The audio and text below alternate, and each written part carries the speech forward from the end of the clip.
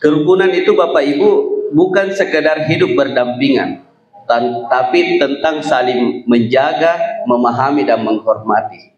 Saya ingin menjelaskan begini Bapak Ibu. Tanggung jawab kerukunan ini, kerukunan beragama ini tanggung jawab bersama. Jadi bukan hanya FKUB, bukan hanya Kementerian Agama, tapi semua elemen masyarakat yang ada di suatu wilayah itu ikut bertanggung jawab bagaimana menciptakan kerukunan umat beragama yang baik. Bismillahirrahmanirrahim. Assalamualaikum warahmatullahi wabarakatuh. Selamat pagi, salam sejahtera untuk kita semua. Salam. Yang terhormat Pak Camat Ujung Bulu yang sempat membersamai kita di pada forum ini, yang kami hormati Lurah Loka, Lurah Loka, Ketua Kelurahan Sadar Kerukunan, Pak Babinsa, Pak Babin Kantipnas, Ibu Pendeta, dan seluruh hadirin yang sempat hadir di kegiatan ini. Alhamdulillah wa syukurillah, la haula wa la quwata illa billah. Terima kasih atas undangan dari FKUB dan Kementerian Agama Kabupaten Bulukumba. Hari ini kita mengadakan kegiatan pembinaan desa atau kelurahan sadar kerukunan. Jadi nomenklaturnya itu desa atau kelurahan sadar kerukunan. Kalau di sini kelurahan berarti kelurahan sadar kerukunan. Kalau pedesaan berarti desa sadar kerukunan. Kalau di sini berarti nomenklaturnya kelurahan sadar kerukunan pada kelurahan Loka, Kecamatan Ujung Bulu, Kabupaten Bulukumba. Bapak Ibu yang berbahagia, istilah ini mungkin belum familiar ya. Kalau kita mengenal istilah desa halal, kampung moderasi ya kalau di Kementerian Agama, kemudian apalagi istilahnya ada desa-desa, istilah-istilah desa yang lain ya. Kalau kita terkait dengan kerukunan ini, kita mengenal dengan istilah desa atau kelurahan sadar kerukunan. Saya ingin menjelaskan begini Bapak Ibu. Tanggung jawab kerukunan ini, kerukunan beragama ini tanggung jawab bersama. Jadi bukan hanya FKUB, bukan hanya Kementerian Agama, tapi semua elemen masyarakat yang ada di suatu wilayah itu ikut bertanggung jawab bagaimana menciptakan kerukunan umat beragama yang baik. Ibu Pendeta hadir di sini, Pak Babinsa hadir di sini, Pak Babin Kantipnas hadir di sini, tokoh-tokoh agama hadir di sini, termasuk dosen, Pak pemerintah daerah, Pak Camat, Pak Lurah, itu semua berkewajiban untuk menjaga kerukunan di suatu wilayah. Jadi tanggung jawabnya bersama, bukan tanggung jawab pribadi-pribadi ataupun lembaga per lembaga. Karena kalau tanggung jawabnya lembaga, misalnya kita bebankan saja ke FKUB, kita tidak perlu hadir di sini Pak. Masing-masing kita kembali ke tusinya. Pak Babinsa dengan Babin Kantipnas ya kita cukup jaga keamanan saja Pak, tidak usah urusi kerukunan. Kan begitu.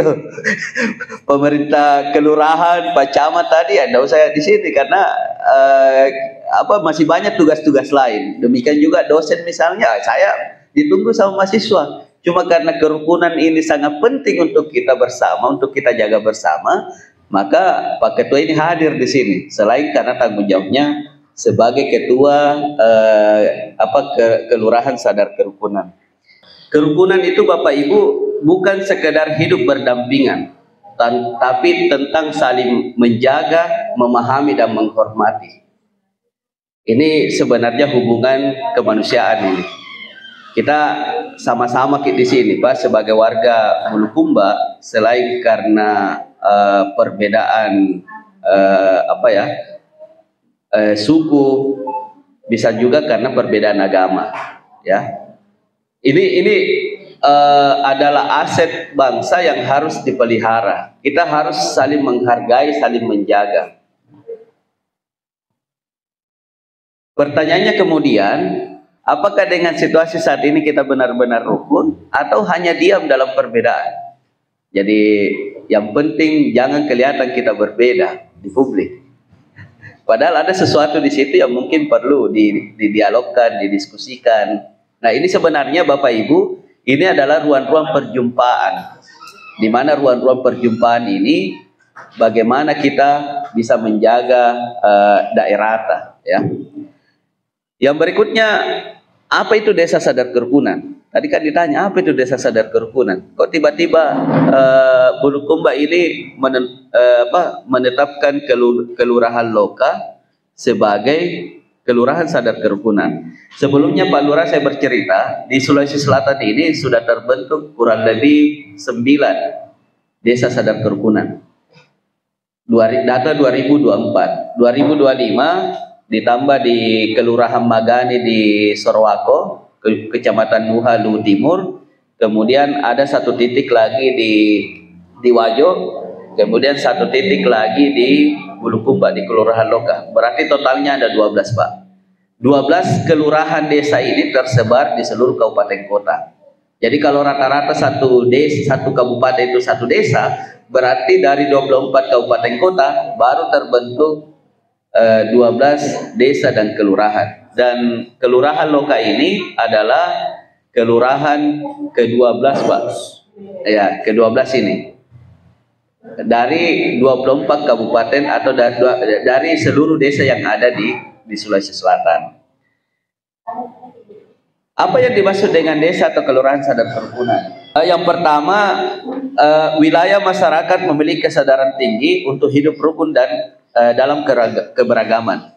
Salah satu indikator Loka ini dijadikan sebagai kelurahan sadar kerukunan karena sudah ada kesadaran masyarakat untuk hidup rukun. Itu yang pertama. Kalau ini tidak tercipta, tidak mungkin ditetapkan Loka, ya. Bisa diuji nih Pak Lurah. Alhamdulillah. Kalau Nabi Pak Lurah aman, berarti sudah tepat ini. Yang kedua, inisiatif dari FKUB bekerja sama dengan pemerintah daerah. Dalam hal ini Pemda atau Kemenak dan tokoh masyarakat. Jadi penetapan kelurahan desa sadar kerukunan itu harus ada inisiator. Inisiatornya dari mana? Ya dari FKUB dan pemerintah daerah bersama tokoh masyarakat. Tidak mungkin kita menetapkan kelurahan Loka ini sebagai kelurahan sadar kerukunan kalau tidak ada persetujuan dari Pak Lurah dan Pak Camat. Tidak mungkin juga kita tetapkan kalau tidak ada persetujuan dari tokoh-tokoh masyarakat yang ada. Artinya menentukan kelurahan Loka ini sebagai kelurahan sadar kerukunan itu melalui proses dialog, proses pertemuan.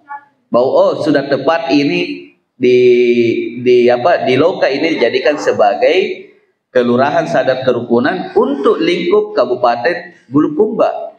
Karena ini kita bicara skupnya kabupaten, Pak. Jadi di Kabupaten Bulukumba ini ditetapkan di Loka, di Kelurahan Loka. Artinya kalau kita berbicara desa dan kelurahan, Pak, kalau ada pemerintah daerah ingin menciptakan setiap kecamatan 1 desa kelurahan sadar kerukunan, berarti kita tinggal menghitung berapa kecamatan yang ada di sini. Ada 9 ya?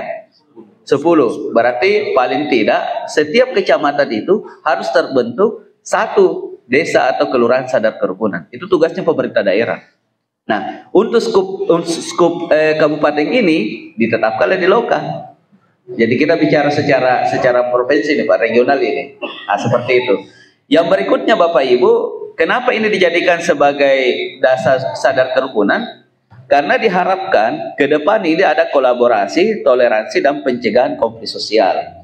3 hal ini bisa saja sudah terjadi. Jadi ada kolaborasi, ada kerjasama antar umat beragama. Kalau antar warga, antar masyarakat kan sudah terjalin. Sekarang bagaimana hubungan antar umat beragama yang ada di sini? Kalau ada gereja, ada rumah ibadah di luar dari masjid itu terjadi kolaborasi. Apalagi kalau berdampingan, ini lebih mudah diuraikan ini kalau ada rumah ibadah yang berdampingan di sini. Yang berikutnya setelah kolaborasi diharapkan ada toleransi. Toleransi itu ya saling menghargai. Tapi toleransi ini ada yang menjadikan dua ya, membagi 2. Ada namanya toleransi aktif, ada namanya toleransi pasif. Kalau yang pernah mengikuti pembelajaran moderasi pasti tahu bedanya ini. Kalau toleransi pasif itu saya sebagai Muslim, Ibu pendeta ya, Kristen atau Katolik? Kristen, oke. Saya sebagai Muslim menghormati, menghargai keyakinan Ibu pendeta, dan Ibu pendeta juga menghargai keyakinan saya sebagai Muslim. Hanya sebatas itu, saling menghargai, saling menghormati. Kalau saya dengan Ibu pendeta sudah terlibat dalam sebuah kolaborasi, kerjasama, misalnya Ibu pendeta kan pasti ada jamaah, saya juga ada jamaah. Bagaimana kalau misalnya kita menggagas misalnya aksi sosial berupa apa, misalnya bersih-bersih lingkungan di area-area vital yang ada di Bulukumba. Berarti antara jamaah saya sebagai Muslim, sebagai seorang ustadz kiai, kolaborasi dengan kerjasama dengan jamaah Ibu pendeta menggelar aksi sosial, ya, berupa bersih-bersih area-area vital yang ada di Bulukumba ini. Area vital itu yang misalnya kalau lihat dari aspek jalanan, misalnya ya jalan provinsi lah kurang lebih. Bagaimana itu bisa tertata rapi, apa bersih. Kalau terjalin begitu Bapak Ibu, itu sudah menjadi namanya toleransi aktif. Nah, Kementerian Agama dengan FKUB sangat berharap bahwa toleransi yang kita bangun ini adalah toleransi aktif. Jadi bukan sekedar saya hormati Ibu pendeta sebagai seorang Kristen dan Ibu pendeta juga menghormati kita sebagai Muslim, tidak. Tapi bagaimana kita ini terjadi sering bertemu di ruang-ruang perjumpaan. Ruang-ruang perjumpaan itu kayak begini Pak. Kalau sering ketemu, biasanya itu kalau sering ketemu, biasa kan semuanya bisa cair. Jadi yang tadinya mungkin terjadi kecurigaan, tapi karena sering ketemu, akhirnya saling kenal. Kalau saling kenal itu biasanya aman ya Pak. Ada istilah itu. Kalau misalnya di sini pakai bahasa apa Pak? Bugis ya, kebanyakan Bugis. Nah, anggaplah ada istilah itu, barang siapa yang menguasai bahasa suatu komunitas, maka dia akan aman dari komunitas itu. Kalau misalnya kita sama-sama mengerti, saling memahami, biasanya kita akan aman. Misalnya kita tahu, bahwa ini adalah tokoh agama, ya.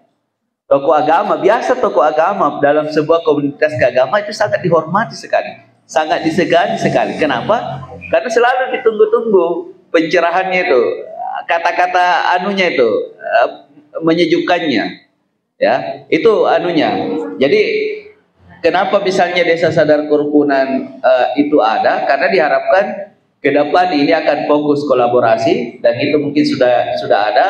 Kemudian toleransinya adalah toleransi aktif. Yang ketiga adalah kalau ada potensi-potensi konflik, terutama konflik sosial berdimensi keagamaan, ya, terutama ini, maka ada namanya deteksi dini. Kalau deteksi dini ini Pak Polisi dengan komandan dari lebih paham lah, lebih jago lah itu, lebih jago mengurai itu bagaimana mendeteksi deteksi konflik sosial yang ada di suatu wilayah. Kami sekedar melaporkan Pak Binsa dengan Pak Babikan Fitnas bahwa di Kementerian Agama ini mulai dari kabupaten kota sampai kecamatan, kami juga sudah punya namanya tim pencegahan konflik sosial berdimensi keagamaan. Jadi istilah konflik sosial berdimensi keagamaan artinya konflik itu bisa berdampak sosial, ya, bisa berdampak sosial, dan konflik itu adalah substansi konflik itu adalah isu-isu keagamaan. Misalnya ada contoh ini perayaan hari besar keagamaan. Nah, ini isu agama. Tapi perayaan hari besar ini sampai menutup jalan, kan ada toh, menggunakan akses jalan sampai orang harus direkayasa lalu lintasnya. Kalau ini menyebabkan kegelisahan pengguna jalan, apalagi komplain apa segala macam, itu bisa berdampak Pak. Jadi bisa berpotensi menjadi konflik sosial berdimensi keagamaan. Pernikahan beda agama itu bisa. Kalau sesama agama kan biasa konfliknya ada, cuma konflik keluarga. Misalnya tidak cukup naiknya misalnya, nah itu konflik keluarga, tidak